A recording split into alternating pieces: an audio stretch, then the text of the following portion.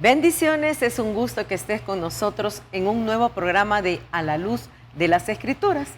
¿Alguna vez has sentido que como hijo de Dios, que como creyente, tu fe se ha tambaleado porque tienes muchos problemas, porque estás pasando momentos difíciles, porque cualquier cosa que te suceda y dices, y entonces, ¿dónde está mi fe? Y tambaleamos y decimos y creemos mejor en lo que nos dice la vecina o en el dinero que tal vez un pariente nos va a enviar y estamos dependiendo de una decisión así.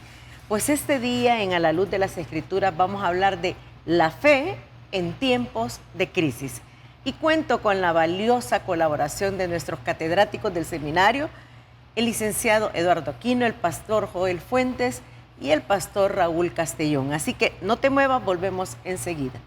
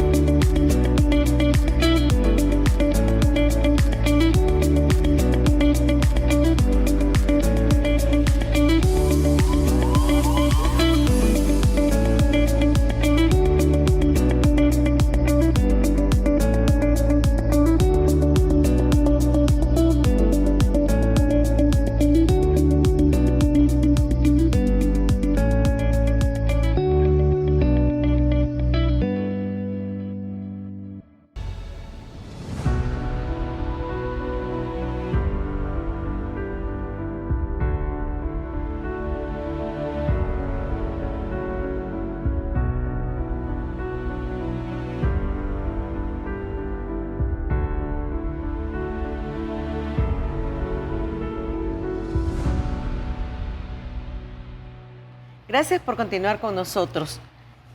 La fe en tiempos de crisis. ¿Qué es fe? La Biblia dice que fe es la certeza de lo que se espera y la convicción de lo que no se ve. Pero nos vamos a ir adentrando un poquito más en la fe y yo le voy a pedir al pastor Joel Fuentes que nos dé, ¿qué es fe, pastor? Bien, saludos a todos los que nos ven. Comenzando con el tema de la fe en tiempos de crisis, definiendo la palabra. Bueno, la mayoría, de una manera general, se define como creer o confiar. Y eso es lo que es la fe, creer o confiar. Y hay varios términos de diferentes fuentes, de diferentes diccionarios. Permítanme nada más dar una. La fe es la creencia, confianza o asentimiento de una persona en relación con algo o alguien. Pero también hay otra definición, la cual dice que significa tener confianza plena y absoluta en alguien o en algo. Entonces, en términos generales, todas las definiciones que busquemos siempre nos van a llevar a dos palabras claves: creer o confiar. Y de esa manera sencilla y general podríamos entenderla. Pero aquí mis compañeros también van a ahondar un poquito más en la etimología de la palabra. Gracias, pastor. Muy buenas tardes, mis hermanos. Qué privilegio a la audiencia que ya pues nos busca y que está atenta a nuestras enseñanzas. Gracias, licenciada. ¿Qué es la fe? Bueno, lo dijo la LIC en Hebreos, quizás como es un tema, usted dirá religioso, la gente lo llama dogma porque hay que, así dicen, no. Dios como tal define perfectamente en la carta a los Hebreos, dice, es pues la fe, certeza de lo que se espera. Y luego el segundo concepto dice que es la convicción de lo que no se ve. Me gusta lo que dice un escritor llamado Hugo de San Víctor. Dice que es el primer comienzo de las cosas esperadas. ¿Cuántas veces has escuchado esta frase decir, tenga fe, tenga fe, tenga fe. Y quizás nos quedamos cortos porque de repente la gente lo ve como un tema dogmático, pero no es cierto. Ahora, dijo el pastor Joel en la primera definición, es confianza, es creer en alguien o en algo. En este caso, a la luz de las Escrituras, es creer en Dios, es confiar en Dios. Ahora, aquí donde la connotación de la palabra nos permite como escarbar un poquitito. Por ejemplo, está en nosotros por medio del asentimiento de la fe, lo que virtualmente contiene todas esas cosas esperadas. Entonces usted dice, yo tengo fe. Tiene como esa, de manera virtual, dice, no lo veo, pero yo sé que va a ocurrir. Ahora, hay suficientes argumentos bíblicos para demostrar que esa espera, que esa confianza de que aquello va a llegar, porque Dios así lo promete. Allá tenemos Filipenses 4:19, donde dice, mi Dios pues suplirá todas nuestras necesidades en las riquezas en gloria en Cristo Jesús. Y así lo podemos llevar por una variedad de conceptos a la luz de la Biblia sobre qué es la fe. Pero también esta palabra fe desmembra o degenera otra que se llama esperanza, el cual están conectadas unas con otras. Y me encanta lo que este escritor dice, Hugo de San Víctor dice, que la fe es el aceptar que hay cosas eternas. Pero la esperanza, dice, es la capacidad del ser humano o del creyente de que las vamos a tener. Entonces, la fe, dice usted, sí, es que hay un tercer cielo, sí, es que hay cosas sobrenaturales, sí, pero la esperanza es la certeza de que yo accedo a ella a través de la fe en Cristo Jesús. Pero, Pastor Raúl, ¿qué le agregamos al concepto? Quiero agregar un poquitito más con relación al concepto de la fe. Muchas veces, como estamos ya introduciendo, se cree que la fe viene en el aire, así por así nomás, o es una cápsula que hay que tomarla y creerla. Hace poco, en varios estudios que he estado dando, yo toqué el tema de que la fe cristiana tiene un sustento científico y tiene un sustento histórico. Voy a comenzar de la fe cristiana y quizás después me remonto a la creación de todas las cosas. ¿Por qué científico, histórico? Juan dice, y vimos su gloria, gloria como del unigénito. Y cuando Pedro en Hechos está dando su primer sermón, dice, y matasteis al autor de la fe, a quien crucificaste y quien resucitó. Y cuando vamos nosotros a otros textos que no estoy yendo a ellos para avanzar, podemos ver en Hechos que el Señor Jesús se apareció con pruebas indubitables durante 40 días. Y luego Pablo agrega que se le apareció a más de 500 personas, jefes de familias. Y por último dice, como un abortivo se me apareció a mí. Entonces están los dos principales conceptos de nuestra fe, que muchas veces, o mejor dicho, casi nunca lo tomamos en cuenta, y que sirve esto como un aporte para todos los que están escuchando. Tiene un sustento histórico porque se habla de alguien que vino, nació, vivió, murió, resucitó, se apareció con pruebas indubitables y delante de ellos subió al cielo. Y la otra cosa es de que es científico por el hecho de que se vio que una persona muerta resucitó. Y es por eso que cuando vamos al Antiguo Testamento, a grandes rasgos, quiero tocar eso, las pruebas de que Dios dio, por ejemplo, a Noé, las pruebas que Dios dio al pueblo de Israel al salir de Egipto, eran más que suficientes pruebas históricas y científicas de que el Dios de los hebreos es el único Dios de toda la tierra. Sí, importante también que la fe comúnmente la asociamos solamente en el área espiritual, pero la fe no solamente es en el área espiritual, sino que abarca muchas áreas de nuestra vida, y como el pastor decía, la misma ciencia comprueba, el ser humano nace, tiene intrínsecamente en su ADN lo que es esa parte que se va a desarrollar, que es la fe, la confianza, la creencia y la esperanza en un ser divino, en la cual no hay ningún ser humano que no esté exento a decir yo no creo, todos creemos. Decía un teólogo y doctor a la vez que en este mundo jamás va a desaparecer la fe. Lo que sí está desapareciendo, decía, es la razón. pero la fe nunca, porque es algo que el ser humano tenemos. Desde que nacemos ya está en nuestro ADN el ser inclinados a creer y confiar y tener esperanza en una persona o en algo. Y en este aspecto nosotros como pastores obviamente inclinamos la fe en nuestra parte espiritual de entregar esa fe, esa creencia, esa confianza en un ser divino que conocemos como nuestro Dios y creador de los cielos.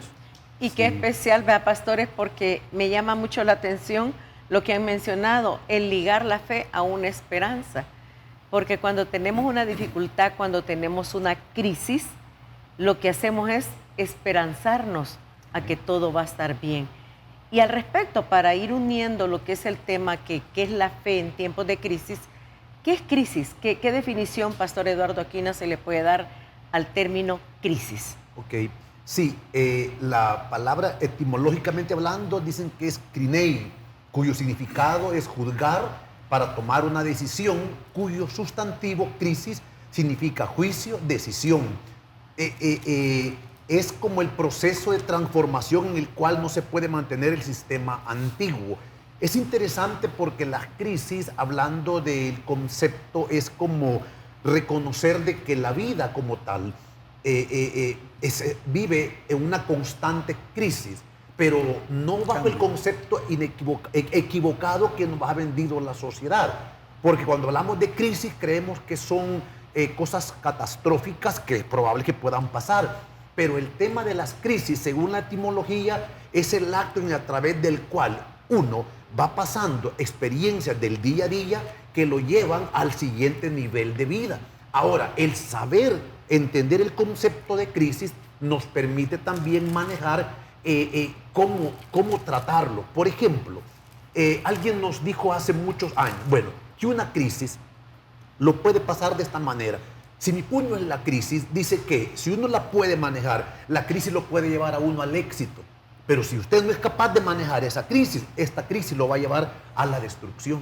¿Por qué? Porque ese cambio de decisión o de acción en el estado familiar, en el estado económico, en el estado emocional, en el estado matrimonial o en los diferentes estados de la vida del ser humano, las crisis son necesarias para ir de ir un estadio a otro estadio, y de esa manera uno va madurando. Muchos queremos renunciar a lo vivido en el pasado sin darnos cuenta que esas crisis vividas en el pasado se convierten en las plataformas de la sabiduría de ahora presente.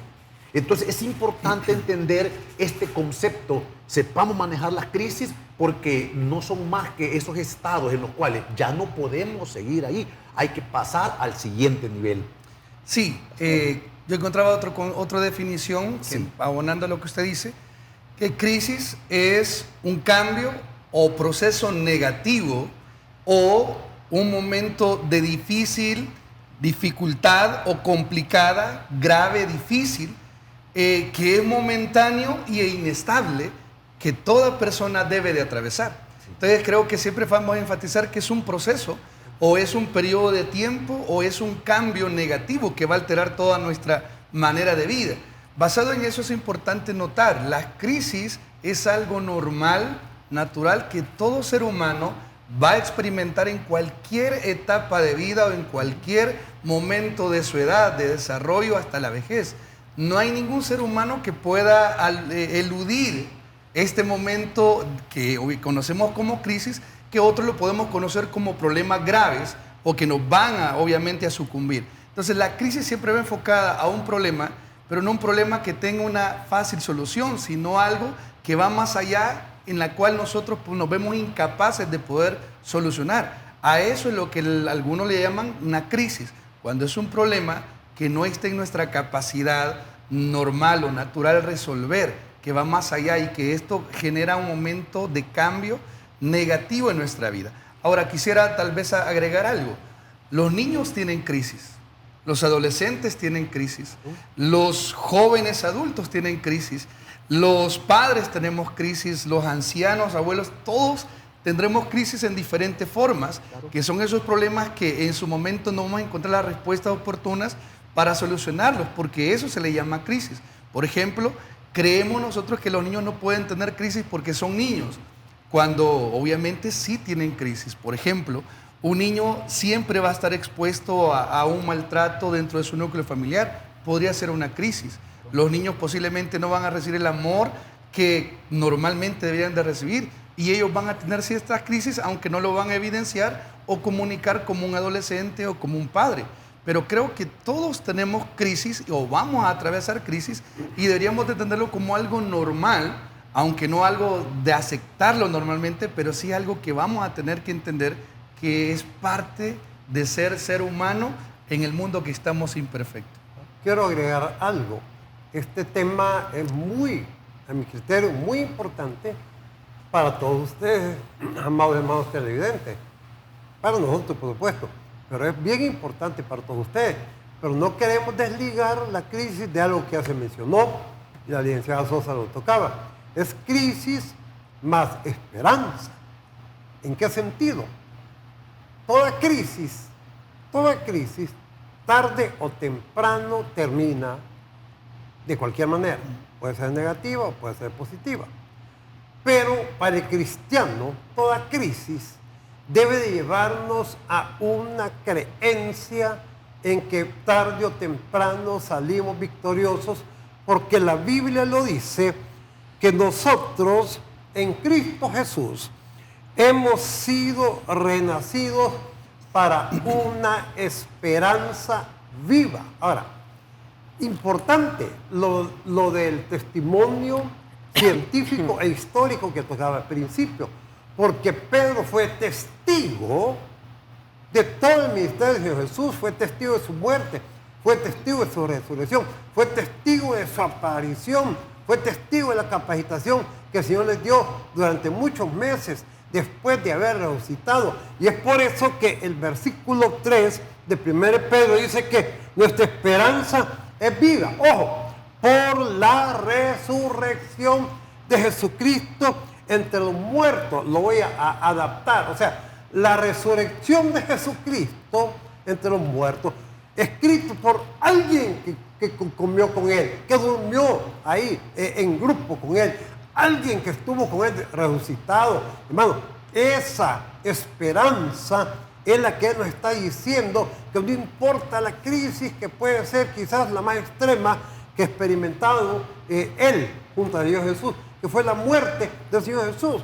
Ellos estuvieron en crisis cuando enfrentaron ese problema, pero la resurrección de Jesús les vino a dar una esperanza viva. Pero ese Rey de Reyes que está vivo hoy, y por lo tanto tú tienes que tener una esperanza viva de que aquel que resucitó por su resurrección te manda un mensaje: yo estoy vivo, estoy dispuesto a servirte, estoy dispuesto a responder, no importa la crisis que estés pasando en este momento. Amén. Y es que las crisis en realidad nos paralizan cuando no hay esperanza. Sí. Pero como dice el pastor Castellón, al cristiano siempre hay una nueva oportunidad de volverse a levantar. Usted podrá preguntarse, ¿y por qué entonces pasan las cosas malas si hemos creído en Dios, si hemos nacido de nuevo, si tenemos esperanza? Pastores, ¿por qué pasan cosas malas? La Biblia dice en la carta de Santiago 4:17, y el que sabe hacer lo bueno y no lo hace, le es pecado. Las cosas malas como tal son el acto contrario a hacer lo bueno. Es una definición básica y sencilla a la luz de las Escrituras. Pero viene la duda, ¿por qué pasan cosas malas? Vea, malo se le llama al príncipe de las tinieblas, el cual es el diablo Satanás. Y como tal, él nos va a tratar de heredar lo que son obsesiones que él tiene, porque sigue teniendo. ¿En qué? En querer ser igual a Dios. Uno de los grandes problemas que nos han arrastrado a nosotros desde la fundación del mundo, a través de nuestros padres terrenales, Adán y Eva, es la maldad. Desde que vemos el origen, desde el primer asesinato, Adán y Eva, Caín y Abel. En las épocas bíblicas viene que la Torre de Babel, el hombre quiere ser igual a Dios. Entonces, hemos venido caminando. El tema de la maldad vive o está amarrado a la obsesión de los seres humanos de querer, ¿qué? Ser superior a los demás, querer estar en mejor condición o arriba de las demás personas. Y es bien interesante porque en el Evangelio de San Lucas 18:18 Jesús le dijo a un principal, cuando le dijo maestro bueno, y me gusta la respuesta de Cristo porque le dijo, mire, en el 18:19 Jesús le dijo, ¿por qué me llamas bueno? Ninguno hay bueno sino solo Dios. En otras palabras, mis hermanos, ¿qué sucede? ¿De dónde o por qué las cosas malas? Porque nosotros mismos las generamos. Es bien interesante, Lucas lo va a citar, Mateo 13:19. Dice, cuando alguno oye la palabra del reino y no la entiende, viene el malo y la arrebata. Mire qué interesante, hablando del malo que es el diablo, nos quita la palabra. ¿Y qué sucede? La mata, la destruye.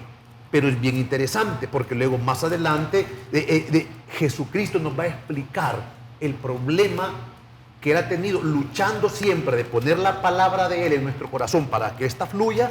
¿Y qué sucede, pastor? 15:18 de Mateo dice, pero lo que sale de la boca del corazón sale, y esto contamina al hombre. ¿Y qué cosas son? En el 15:19, porque del corazón salen los malos pensamientos, los homicidios, los adulterios, las fornicaciones, los hurtos, los falsos testimonios y la blasfemia. Entonces, interesante, porque ¿de dónde entonces procede la maldad? Procede del interior del hombre. Nosotros la creamos, nosotros la fabricamos, y Jesús muy bien lo cita. Entonces, mis amados hermanos, dejemos de ver la maldad como un acto exterior y comencemos a verla que se produce en nuestro interior. Así es, pastor, porque la Biblia dice, ¿verdad? En el mundo íbamos a tener preocupaciones, aflicción, crisis, pero la diferencia es que hay que confiar. Volveremos enseguida a seguir desarrollando este tema de la fe en tiempos de crisis después de esta pausa. Volvemos.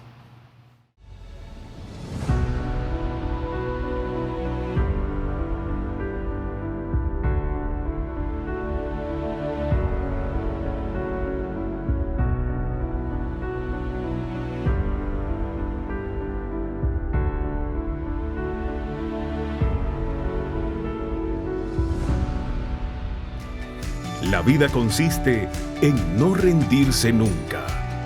En el año 2023, no te rindas.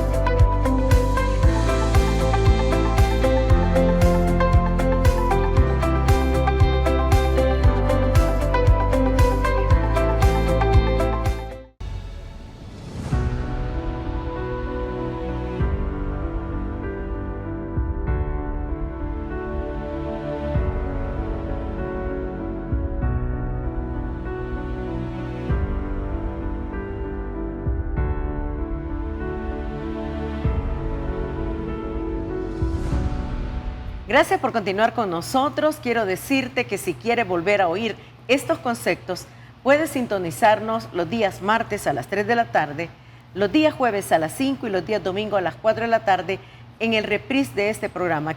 Seguimos continuando con lo que el tema dice de ¿por qué pasan cosas malas, Pastor Joel?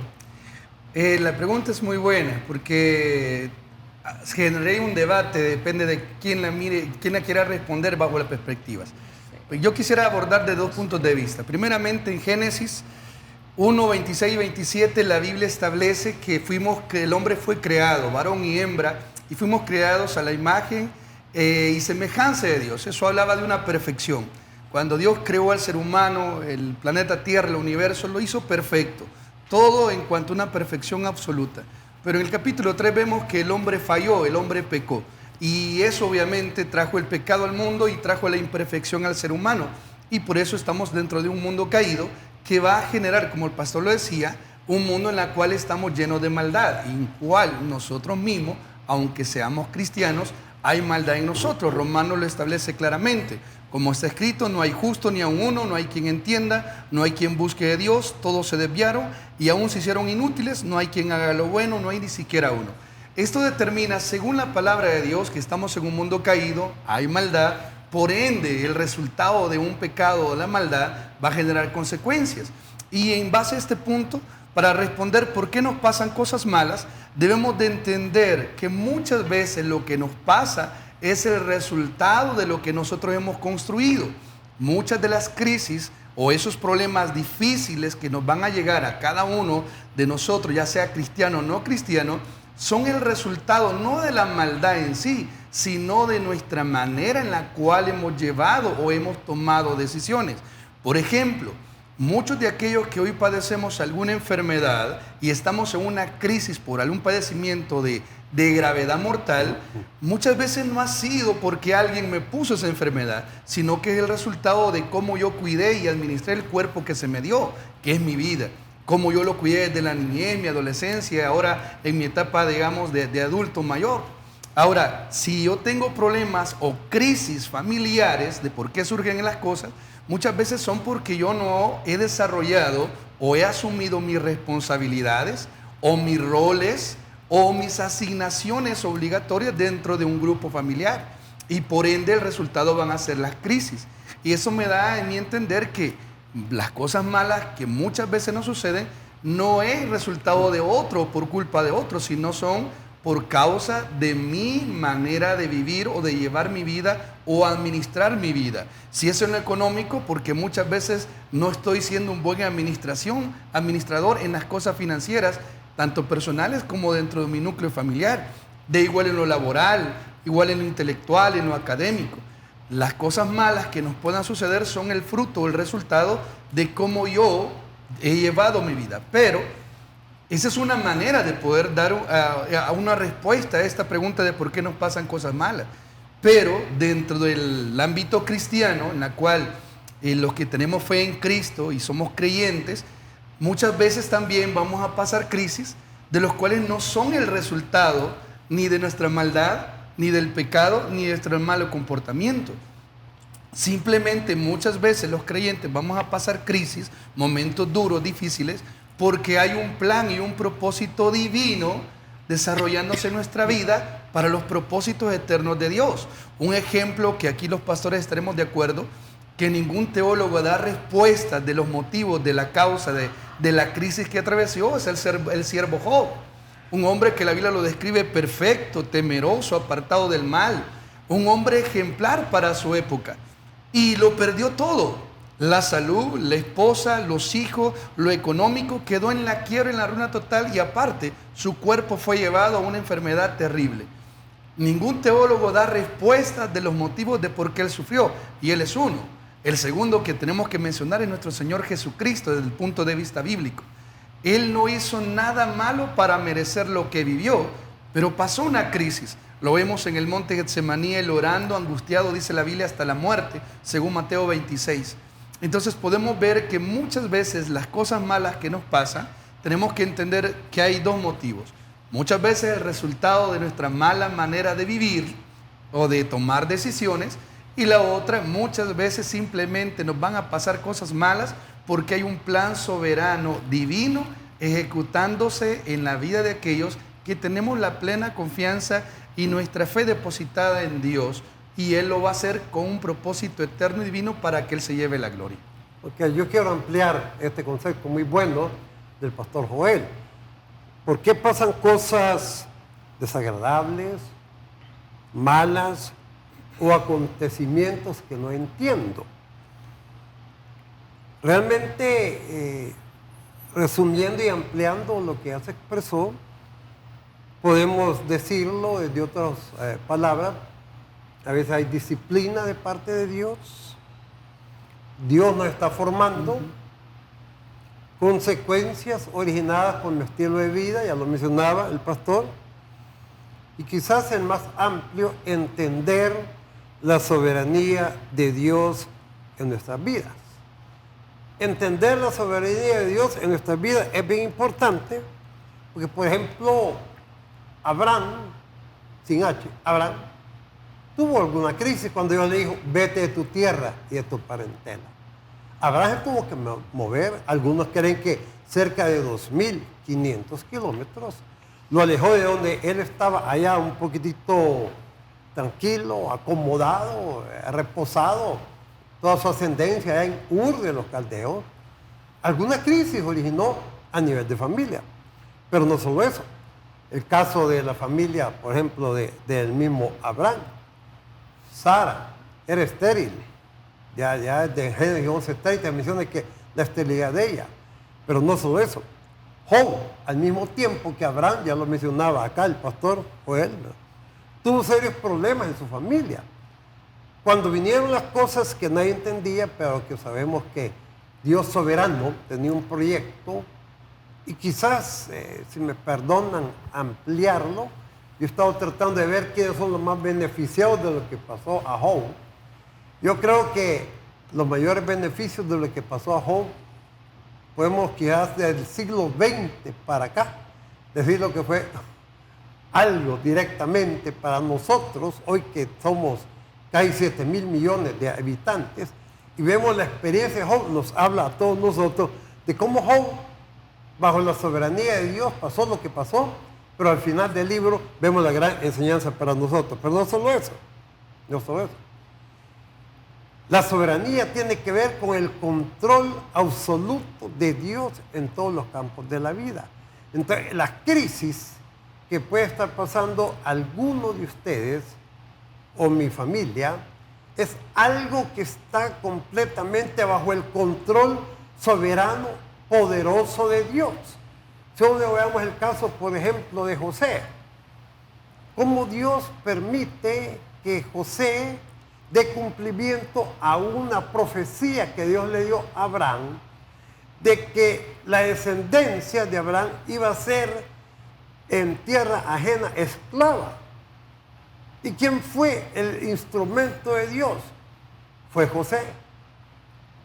José llega allá, todos sabemos la historia, llega como alguien que fue vendido por sus mismos familiares. Sin embargo, era un proyecto perfecto de Dios.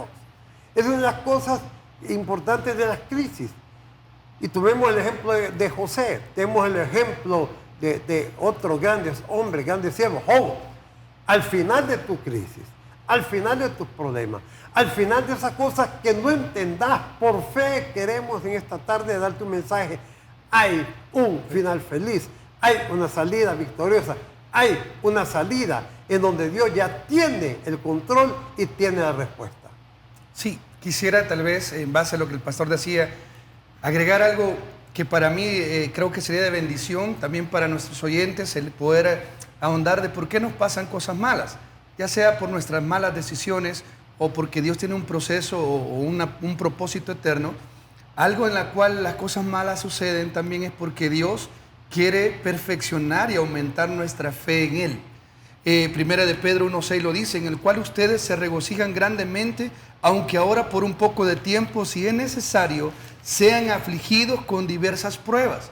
Las crisis, como el pastor decía al inicio, cuando somos creyentes van a suceder porque Dios quiere aumentar la fe. Pero hay otra causa también que creo muy importante para aquellos que nos ven y que puedan entender si están atravesando un momento difícil de por qué nos pasa. Muchas veces no es tanto buscar la respuesta, sino atravesarla porque hay algo maravilloso en la cual muchas de las cosas, de las crisis que hemos de pasar, es un motivo de Dios para poder nosotros desarrollar experiencia para luego consolar a otros que van a atravesar nuestros mismos problemas. Dice 2 Corintios 1, 3 y 4. Bendito sea el Dios y Padre de nuestro Señor Jesucristo, Padre de misericordias y Dios de toda consolación, el cual nos consuela en todas nuestras tribulaciones, para que también nosotros podamos consolar en cualquier tribulación a otros que estén desconsolados.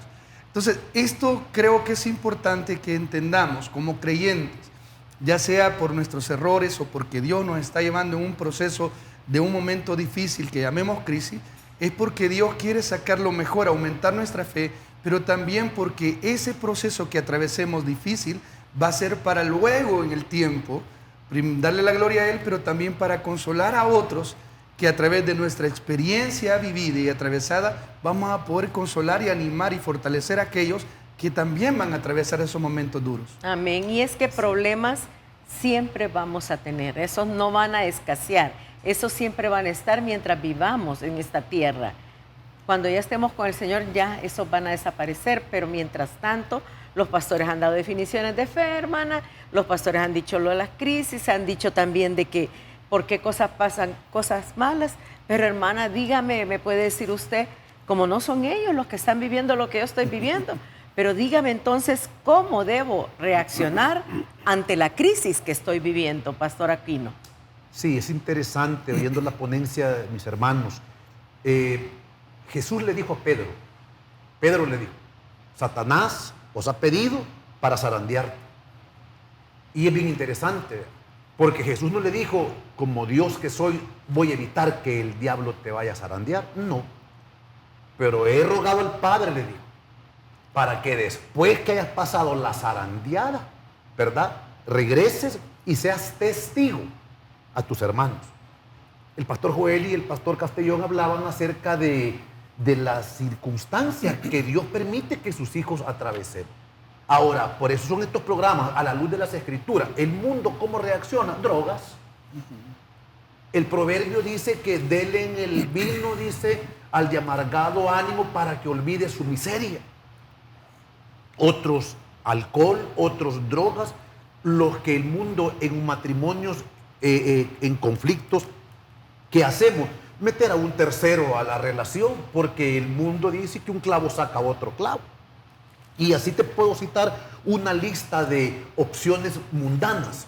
Y digo mundanas porque según el mundo, usted todavía la hace, mire, haga aquí, haga allá. Pero ¿cómo reaccionar frente a la crisis? En Hebreos 11:2 va a citar, me gusta porque dice, porque por ella, por la fe, alcanzaron buen testimonio los antiguos.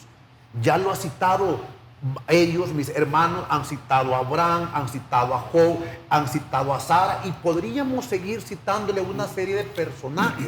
Entonces, ¿cómo debe de reaccionar? Mire, y aquí es donde entendamos esto. Dice que, mire, en el mundo tendréis aflicción. Las crisis te generan aflicciones, pero entendiendo que la crisis va a llegar a tu vida muchas veces sin que tú la hayas generado, otras veces la generan nuestras acciones. Pero como haya sido su origen, entender que hay un principio en doctrinas bíblicas que uno enseña acerca de la teología sobre el poder que Dios tiene sobre lo que es el manejo de la tierra. Y dicen los estudiosos que si esta tierra es gobernada por leyes, que en la gravedad, ¿quién controla el tema del sol que se pone y amanece? ¿Quién es el que maneja las estaciones de los tiempos? Dice que si hay leyes que gobiernan, entonces hay un legislador gobernando la tierra. Y ese legislador es nuestro Señor Jesucristo. Entonces, ¿qué debo de tener o cómo reaccionar frente a la crisis? Con confianza. Lo dijimos al inicio, con esperanza. Esperanza en que nuestro Señor Jesucristo, el Señor dice en Mateo 6:33, buscad primeramente el reino de Dios y su justicia, y el resto de cosas te van a venir por añadidura.